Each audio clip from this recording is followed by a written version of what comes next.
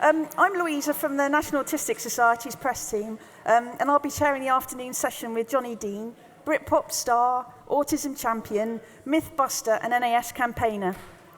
Johnny's band Menswear had 6 top 30 hits in the 90s. They appeared on primetime TV show Top of the Pops and were constantly talked about in the music press. But at the height of the band's fame, Johnny found himself struggling to cope with the mercenary world of the music industry. And when the band split up in 1998, he decided to remove himself from its really harsh environment.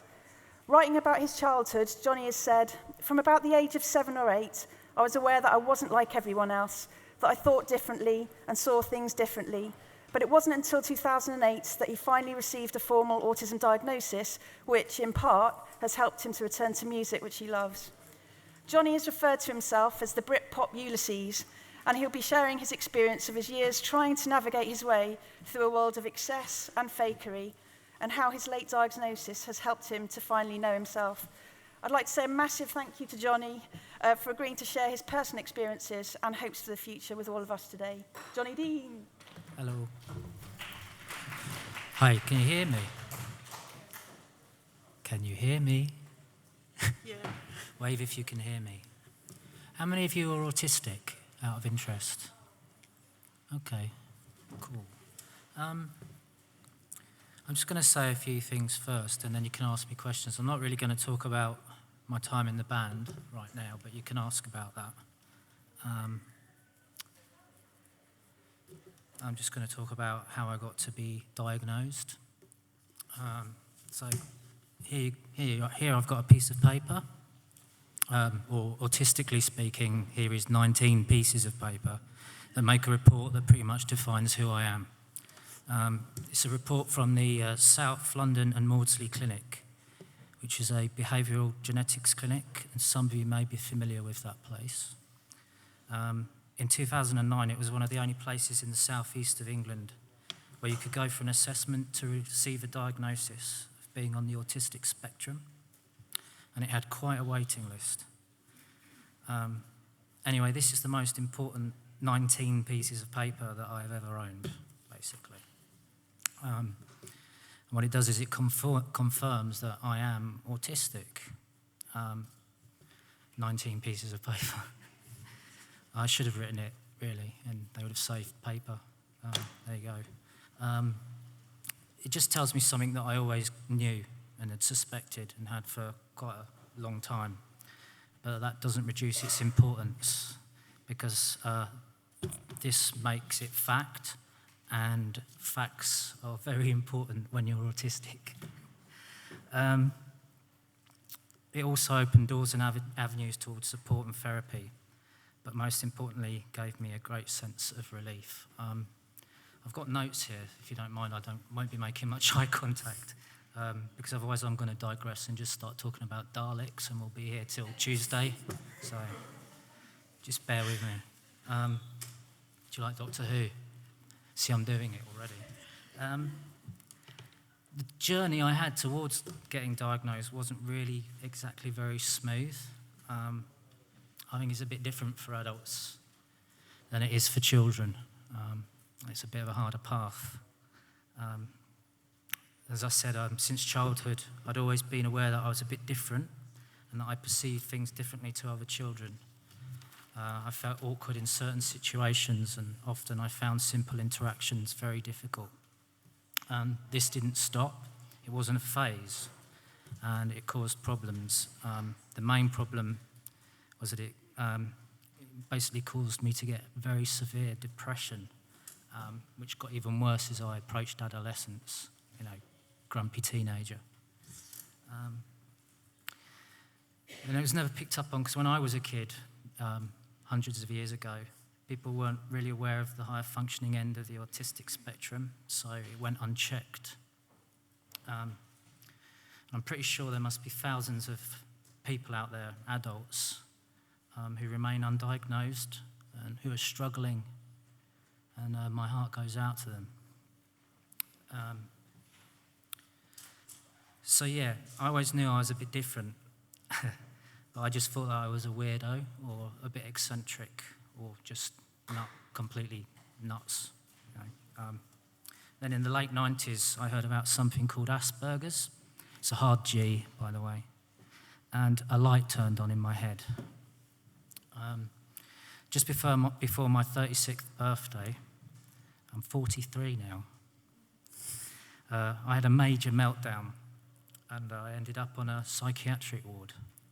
And I don't know if anyone here's been on a psychiatric ward, but they're the worst places to be if you're feeling a bit poorly. You don't really feel like getting better there, you just feel like getting out. That's when I decided enough was enough, and I began to pursue a formal diagnosis, which, as I said, was a bit of a struggle. I kind of was confronted by a strange attitude when I was trying to get diagnosed, and when I was telling people I thought I had a form of autism. I was asked by quite a few people why I was bothering to seek a diagnosis when I was an adult, which is really bizarre, and I don't think I'll ever get my head around that. It seems even in the medical community there are people who think that autism only affects children, and it doesn't. And those children do grow up to be autistic adults, and they'll still need support and help. Thankfully, the NAS is doing good work to try and combat that, and hopefully things will get better. Anyway, in 2009, it wasn't 2008. Oh, was it? Oh, thanks very much. I received these 19 pieces of paper, and my life changed significantly. I often say being diagnosed was like finally finding my home or my place, and it was incredibly important to me. Since then, I've become more and more involved in increasing awareness of the condition. I spent the last 2 years harping on and on about it, as you do, to anyone who will listen, which is anyone who I managed to corner in a room. And I encourage anyone who's affected by autism to get out there and do the same thing, because there is so much misinformation out there about autism and the spectrum. It drives me absolutely nuts. It seems that everyone has an opinion without being aware of the actual facts. As I said earlier, facts are very important. Okay. Finally, people always seem to use the word suffer, don't they, in regards to autism. He suffers from autism. I don't really like that. It's a bit negative. I have autism. I don't suffer from it. In fact, I revel in it. I absolutely love having autism. And I'm proud to say I'm autistic. And I think autistic people are awesome. All of you.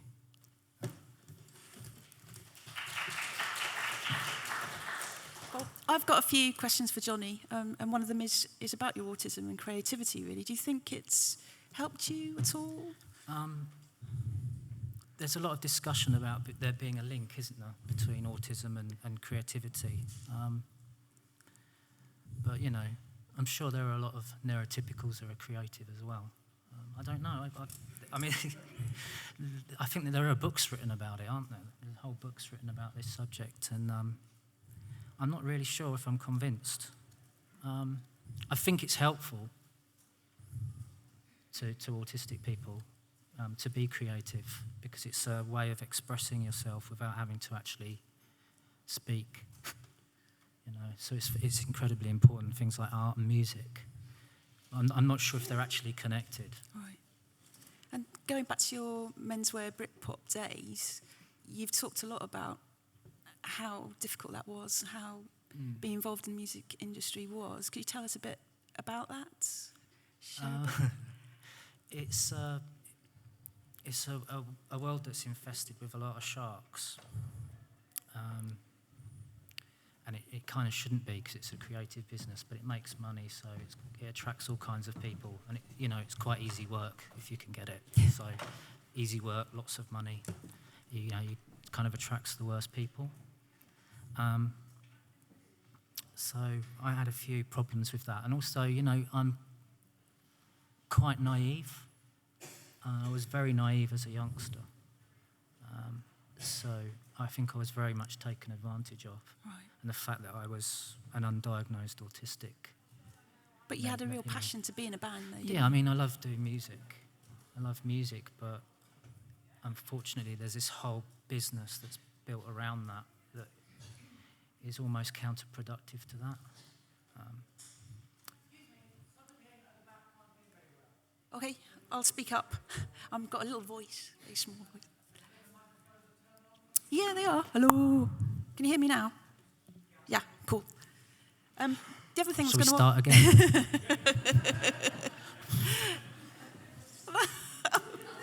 The other thing I was going to ask you is about performing, because you talked about your social anxiety, you've been very frank about that. But for me, I mean, I think getting on stage is absolutely terrifying, but you don't find it, do you? It's what I call the eye of the hurricane effect. When I'm doing this kind of thing, or when I'm actually performing, it's a lot different. I'm on a stage and I'm directing everything that's going on, so I'm in control. I couldn't be in the audience. It's a completely different thing. It's a different dynamic. So from a stage, I can direct pretty much if I'm having a very good time as well. If I'm having a particularly good night, I can pretty much get the crowd here. And then I'm in control, and that's important. Right. So it's different. So I kind of actually like being on stage. Plus, I'm much better at communicating from on stage than I am one-on-one with people. Right. It's really weird. I've heard other people say this as well, other autistic people say. So it's an odd one. But I guess it's a position of control, isn't it? And during your time, well, in the 90s, even now, do you meet people that you think are on the spectrum and don't want to say they are? Or? Yeah, I mean, I know people who are on the spectrum who are diagnosed and stuff, but they don't really talk about it a lot. Why do you think that is? I don't know, but they should. Because I think there's a difference in America. You see people are much more out about things than they are here. I don't know what it is about Britain. The stigma or something. I don't know. I couldn't tell you. But there needs to be more people standing up and telling everyone they're proud to be autistic. Definitely. But well, I'm going to open up to the audience. If you could ask questions like one at a time, 1 minute long, questions and not comments, that'd be brilliant. And then wait for the roving mic. Where's the roving mic? Hello, where's the microphone? Has anyone got one? There. Do you want me to do it? Do you want... Who's got the microphone?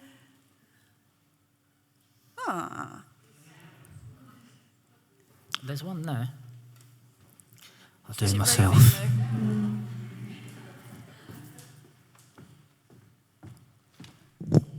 Take control. Excellent. I'm the autistic one. Cool, thank you very much. Do you have any questions? Lady with a lovely hat. Oh, no, not the microphone. I'm not used to talking to one of these. I just say that I've got 2 children, 6 and 8, who are both autistic. And one of the obstacles to getting them diagnosed is that I kept being told that they were too funny and too imaginative and too creative. Okay. Do you think those stereotypes are still around blocking people from diagnosis, that somehow, autistic people are deficient in imagination or deficient in humour? Because it's not true. No, it's not true. I heard a story recently about a guy who was on a course and they were asked to write he was autistic, they were asked to write a little story, creative story, just a few pages, and he ended up writing a book. And I think it might have been published, so that's nonsense. And we're all different, aren't we? There are neurotypical people who aren't imaginative. Exactly. So, well, I don't know. I think they've drawn a few lines that have confused things a bit too much. And the main thing most autistic people, well, the one thing we all do share is that we find it hard to see social cues, facial things, and that's pretty much it. All the other stuff to me seems to be a bit over-egging the cake a bit. Yeah, it's a tick box mentality, isn't it? Yeah, That's it's a what bit I was always bizarre. coming up against. You know, and actually you have to learn how to almost frame things from the medical professionals in a way that they can fit it into their box, because otherwise it gets discounted. Yeah, I think it's a bit weird. Yeah, hopefully it's going to change. Yeah.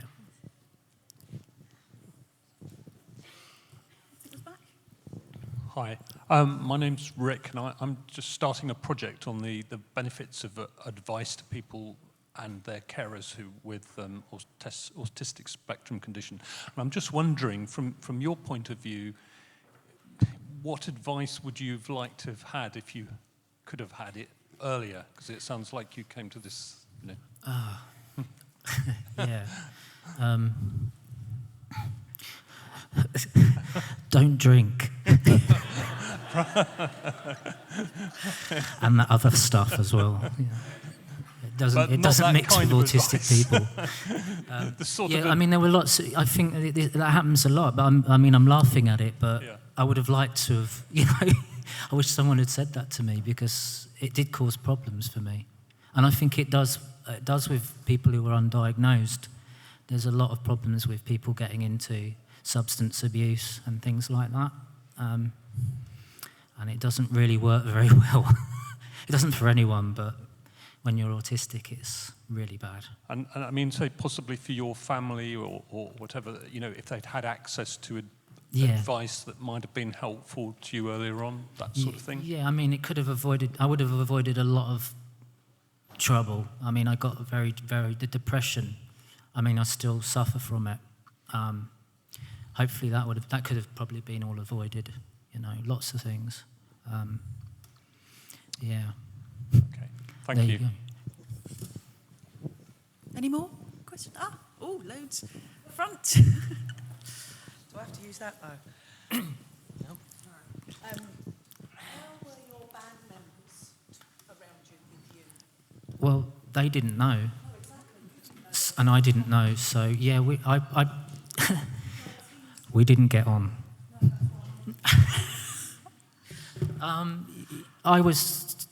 I just would have come across as a bit of a weirdo, really. So, and as a pain, I would have been seen and perceived as being difficult.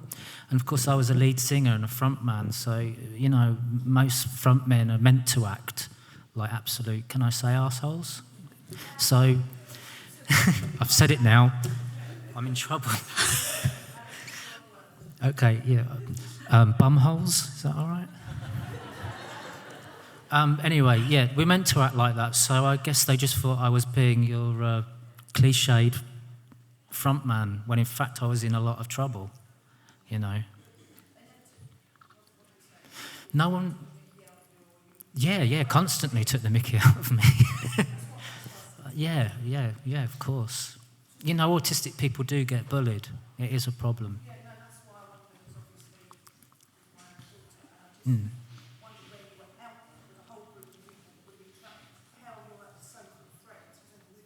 Yeah. They weren't the best people.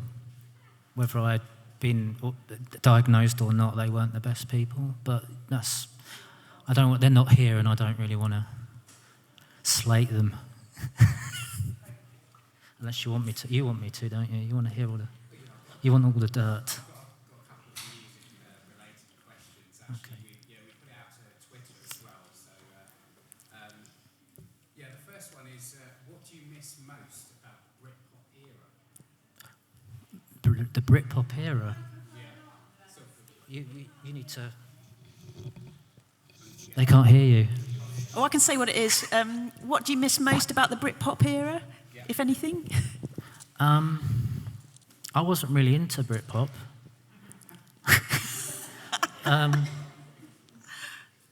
I liked some of the bigger bands, Pulp and Blur. And you were in one of their videos, weren't you? You were in a I Pulp was in video? the Pulp video. Yeah. They basically discovered us. So, Right. in fact, one of Pulp named us, gave us Really? our name, Menswear, yeah. Ah. So we were kind of connected, but I didn't really like Britpop very much. I was into stuff like, I was listening to older stuff, David Bowie a lot. I was going to I'm ask you a big about obsessive, Bowie, David 'cause Bowie he's- obsessive. And I was listening to stuff like trip hop. Right. and that kind of thing that was going on in the 90s. Yeah. I was listening to that more. And could you tell us a bit about, because Bowie's a massive hero Yeah. for you, isn't he? Yeah, massive. Huge. What is it about David Bowie that... He's just awesome, basically.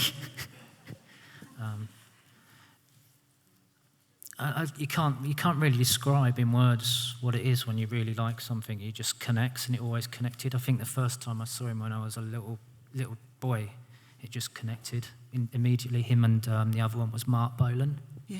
There was something about them that immediately made sense to me. Then Yeah. later on, Michael Jackson. Yeah, what's that? Who I claim for the autism family, because if he wasn't, I don't know who is. And what's your Yeah. favourite album, Bowie album? Oh, there's 3. But I think the best one would be Hunky Dory, Right. because I think that's when he became David Bowie properly. And you did a gig in 2013 of Bowie covers, and that was sold out. Yeah, How was that? I did that for you guys. Yeah. That was the first time I'd been on stage in about 15 years, because I ran away from the music industry and hid for a long time.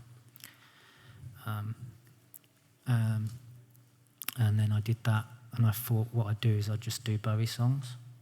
It went down really, really well, yeah. We earned a few £1,000. Probably paid for that T-shirt. Yeah. I've got more from the audience. Oh, yes, at the back. Hello. Oh, I am loud. Where are you? 2 questions. Firstly, I strongly agree with your point about not liking the term suffer from autism because of its negativity. The other really negative phrase I don't like is autistic spectrum disorder. Disorder, yeah. And do you think that people, for example, the National Autistic Society, should start using the term autistic spectrum condition instead of autistic spectrum disorder? Yes. The other question is about performance, and the thing you asked earlier about autistic people performing. It seems to me, certainly for me, I perform poetry. I was diagnosed autistic when I was 45. Is it in some sense we have an advantage, and the advantage we have is because we've been performing every day of our lives. Yeah, that's true. Just going around in society, in a society that assumes neurotypicality, trying to translate what people do, trying to project an acceptable personage to society. We practice performing every day, so maybe it comes even easier to us when we do it on a stage. Yeah, I think that's right. We have to pretend to be someone we're not, day in, day out. Especially if you haven't been diagnosed as a child. You've had to act pretty much all of your life just to fit in.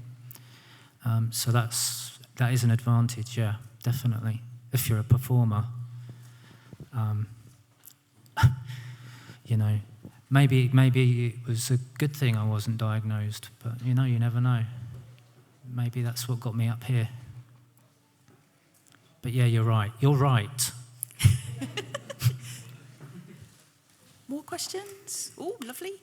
There's one at the front here. Thanks, Glenn. Thank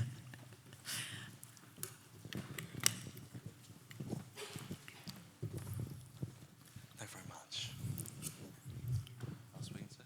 I'll speak like this. Oh, I've got a nice voice. Sorry. How did you find... I can't speak with that. No, go on, it's easy. Go on, do it. Go for it. Feel the power. Oh, I could try. I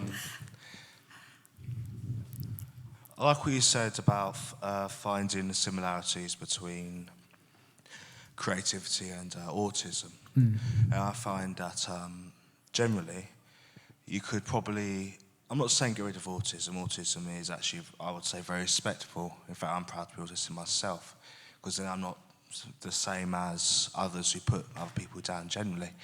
But I would say you could perhaps use someone's passion and to help structure themselves to adapt to other people in, say, emotionally and in different other structures, so they can perform, not perform as well as everyone else, but kind of to help them.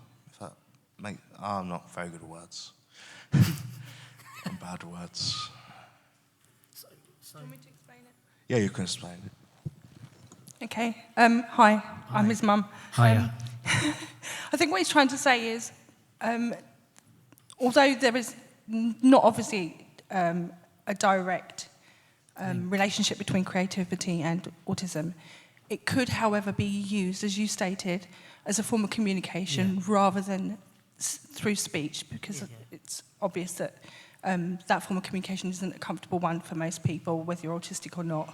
Yeah. Even myself sometimes, like right now, is finding it very difficult to speak, and I'd much rather draw you pictures. And it would be nice if, instead of just stating that, okay, because you're autistic, then you can't be imaginative or you're not creative, or the other way around, that actually you just look for the special thing about that person and utilise that for their benefit rather than separating it. Yeah, I mean, not all autistic people are creative. I'm pretty sure, not all of them, but it's still nice for them to be able to do it. You know, we've all got our own things. We're all different. There's this tendency to think that we're all the same, just because we have this condition, and that's not true.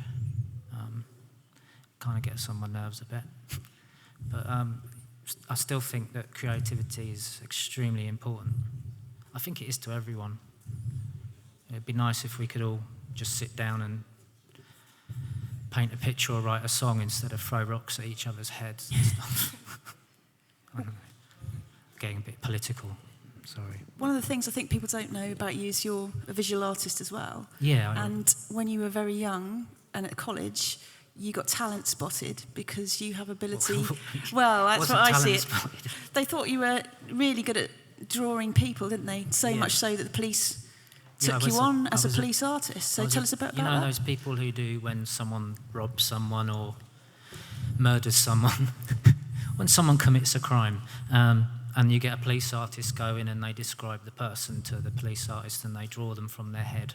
Well, I used to do that, so that kind of blows away the myth of us being unimaginative, because I just have to sit there with someone who had just seen their husband get stabbed or something, and I'd have to basically interview them and ask them, you know, what did his nose look like and stuff like that, and I was pretty good at that. In fact, people did get convicted. So there you go. So be careful. More questions? Anyone? Oh, yeah, lovely. Jack, there, the glasses at the back there.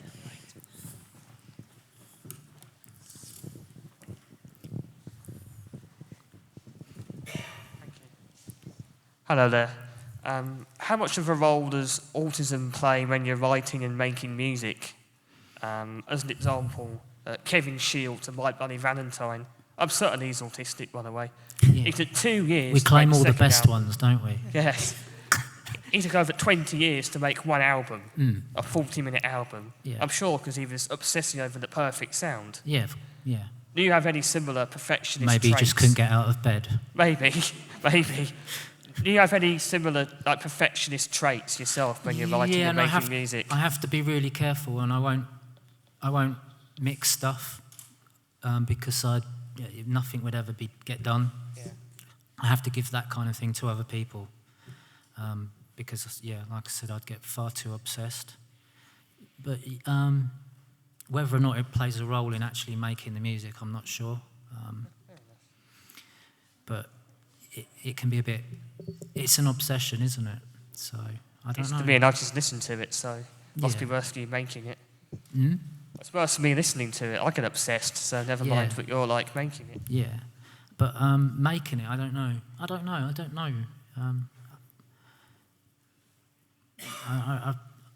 I find whether there is a connection, like I've said, between those things. I wouldn't know. I'm not a neuroscientist, and they probably don't know either, to be honest. But I think we do have a tendency to think outside of the box, which can make us look at things differently and interpret things differently and do things a bit differently. So that's an advantage, isn't it, I guess? Definitely, yeah. Yeah. So it has that role. Hi, I was just going to ask, a lot of the people today have been saying that they were quite late getting diagnosed. And I was just wondering, my son's 6 and he was diagnosed quite young, he was about 18 months. What sort of age were you when you realised that, you know, things were a little bit harder or different for you? It was probably when I was 7, and I started going to big school, so primary school, and that's when you kind of the interaction between kids changes a little bit. The dynamic changes. It's not just playing with plasticine anymore, and that kind of thing. People are talking and learning social skills, and that's when I started to realise I was a little bit different. Yeah, and my son does actually go to a special school, Right. very small classes, so he doesn't really feel different from his peers. So up till now, I've never actually said to him, "You are autistic." Never really felt the need, you know. But I was just wondering if perhaps, from what you're saying, whether that would be something to talk to him about from an early age. Personally, I would, because I'm proud of it, and I think everyone should be. Not just the people who have it, but the people who know them, the people who love them should be proud of it too. I agree. It's quite Thanks. special. Thank you very much. Thanks. I think there was one at the front. Sorry, Glenn. God, we're running all over the shop this afternoon, you lot. Faster. Hello. Oh, that's loud. Hi. Just sort of expanding on what some other people have said here. You've talked about the difficulties of being in a band and being different, I suppose, because it was before your diagnosis. I just wanted to hear some more positives about being Johnny Dean and being, you know, having autism. And I used to get a lot of free stuff. Because you say you're proud, and you know, it'd be nice to hear more about that and what it is you love about it. I like performing, and I love making music. So having been able to do that and being in a position where I could put it out and people could listen to it is pretty good. The fact that I got to travel a lot and see a lot of different things and different cultures, that was good. And you toured Japan, didn't you? How was that? Yeah, we were quite big in Japan, and it was a bit weird. Was it? It was very weird. In what way? Japan is very different. Japan is autistic. Seriously, it's like being on a different planet. It really is. But it's a great experience. So if you ever get the chance to go there, you should. It is quite amazing. What was the most enjoyable, do you think, while you were there? What place that I went to? Probably Japan. Probably Japan, all right. Yeah, because it was so mental. The fans mental as well. Yeah, and we were really, really popular. I mean, to kind of gauge it, I was in a magazine Madonna was in, which was the biggest magazine in Japan, music magazine, and I was on the cover over Madonna. So we were pretty big there. Getting chased through McDonald's and having to go through the kitchens and stuff to get out by like literally hundreds of Japanese schoolgirls. It was really bizarre. Incredible. Yeah. But at the same time, deeply terrifying.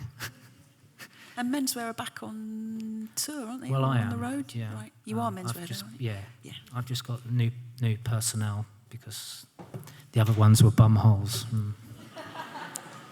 So tell me a bit about that, the new Menswear, what are you up to? It's just, recently there's been this whole 20 years of Britpop thing last year, and we released our first album 20 years ago.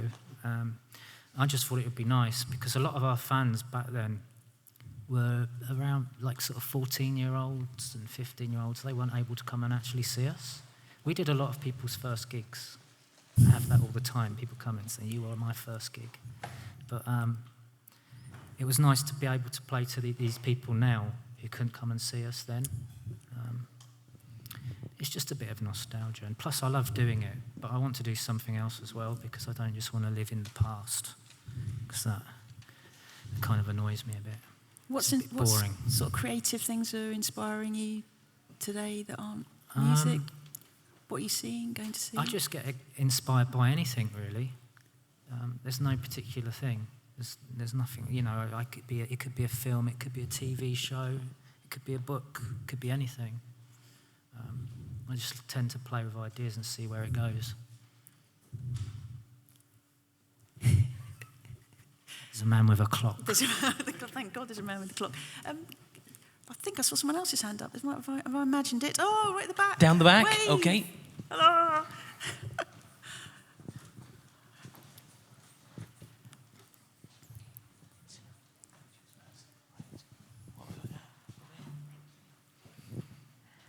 Hello, I'm Emily and my sister's Sian. She has autism. It's been really great to hear your experience from somebody that's really creative and has been so successful. I read that you've done some campaign work for Time to Change with Ruby Wax and Frankie Sanford. Can you tell us a little bit about that, please? I know. Do you remember they had the little tattoos? Time to Change tattoos, which they sent to people. When I know the guy who made those tattoos. Basically, and he just said, here's one of the tattoos, I want you to take a photo of this and put it on Twitter, and I did. Okay, thank you. You did a bit more than that, though. No, there's a bit more than that. I actually think people should talk more about mental health and stuff. I believe in that very much, to end the stigma, because there's too much of that. I think the craziest thing about mental health is we don't talk about it. Something needs to be done.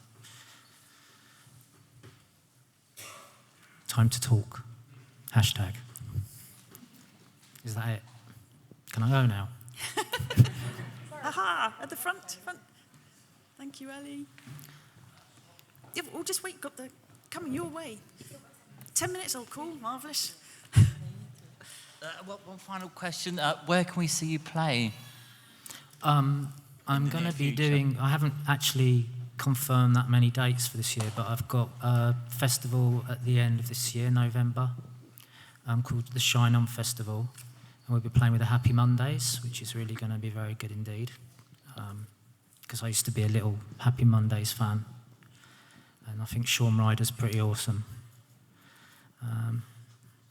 I've got a few stories about him actually, but can you share them? From back in the 90s, but Won't go any further. I think she'd be offended. We're talking Shaun Ryder.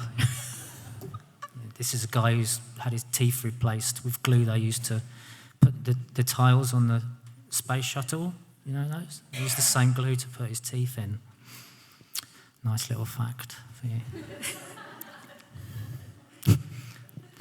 But yeah, I'm probably doing one in London at the Scala in May. I think it's the 16th of May, isn't it? Do you know? So that should be fun. I think 808 State will be playing at that as well, so you can take your little glow sticks. Is one of them in jail? Huh? Is one of them in jail?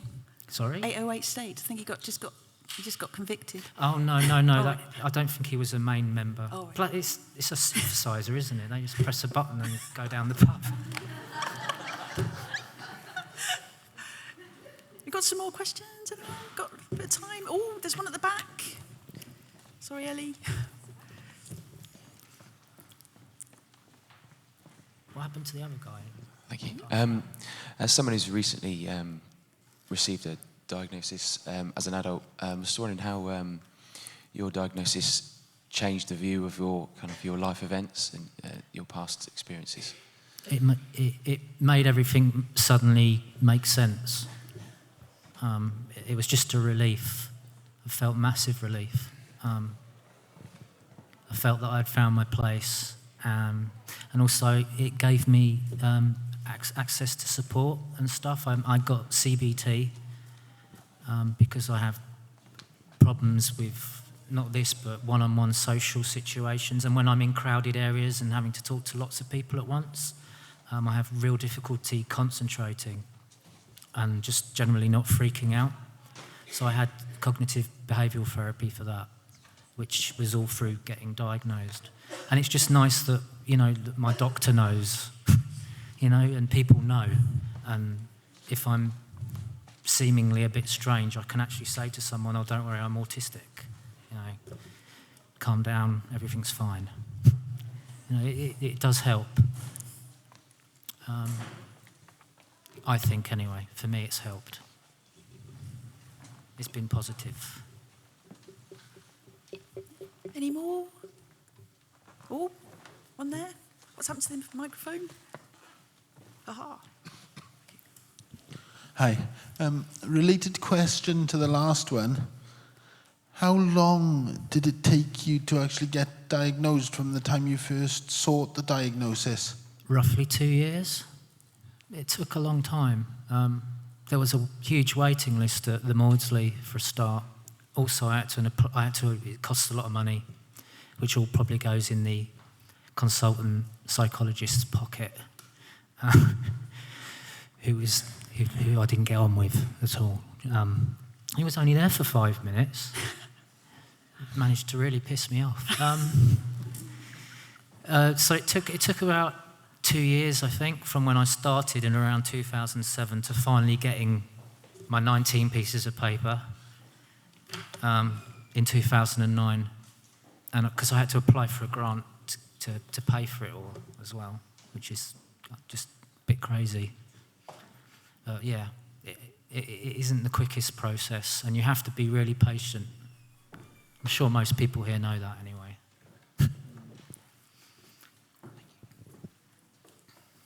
Any more? Oh, front again.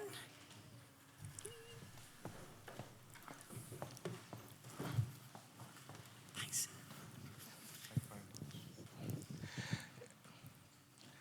If you found out you had autism at an earlier time, do you believe you could have, do you think it could have made anything much different?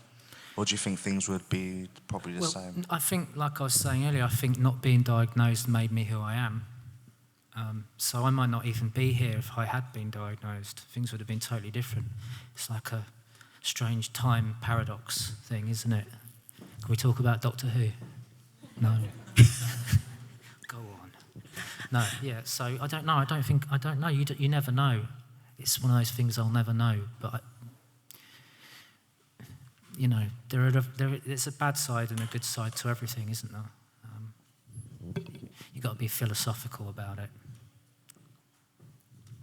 I think where you say you talk about Doctor Who, I'd be here for the next 2 years talking about philosophy. Okay. Who's your favourite? What, philosopher? Mm-hmm. I'd have to say, what's his name? I've forgotten. Okay. I've forgotten. I've not heard of that guy. Lao Tzu. Huh? Lao Tzu. Okay. Any more? Avi, digital manager and menswear fan, do you have a question? Come over, join.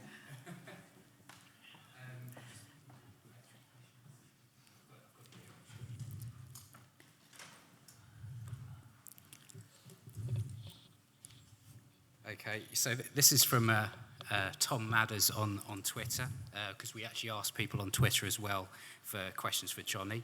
The question is, do you still catch yourself listening to menswear albums? And if so, which song are you most proud of? I don't listen to menswear. I think if you're the kind of artist who listens to their own records, you really need to have a word with yourself.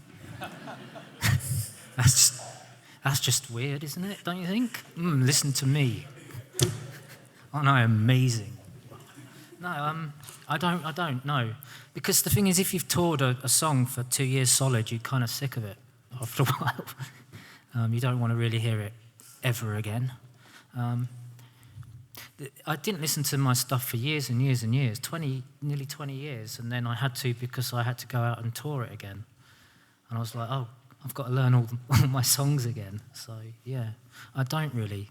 The song I'm most proud of would probably be Daydreamer, because it that basically got us a record deal. It cost them, that one song cost the record company £590,000. And it's only one chord, which is pretty remarkable, and it went to number 14 as well. So, and it's still played today in indie discos. And so, yeah, I still see it on jukeboxes sometimes. I've got to say, that is my favourite. Yeah, one chord. Yeah, I don't know how you managed to do it. Well, you just get the guitar and just do that.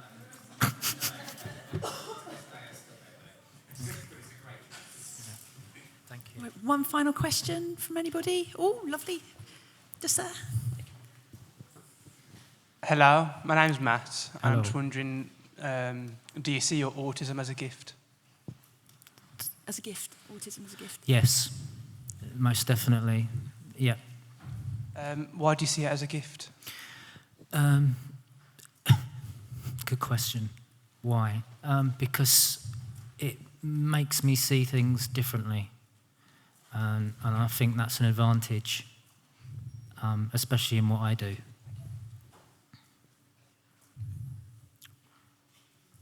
Got a few minutes, just a few minutes left. Oh, lovely too. Guy with in the back there. Brown jumper. Yes, lovely. Thank you, I think.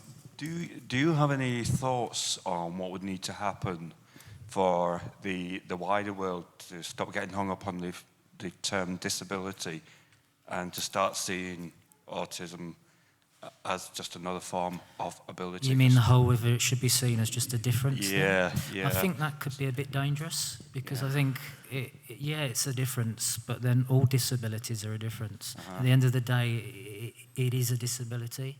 I'm thinking more of the fact that within that there's such a vast range of really high ability, and I think that gets shrouded by the term sometimes. So that gets lost and maybe not seen as valid as it needs to be.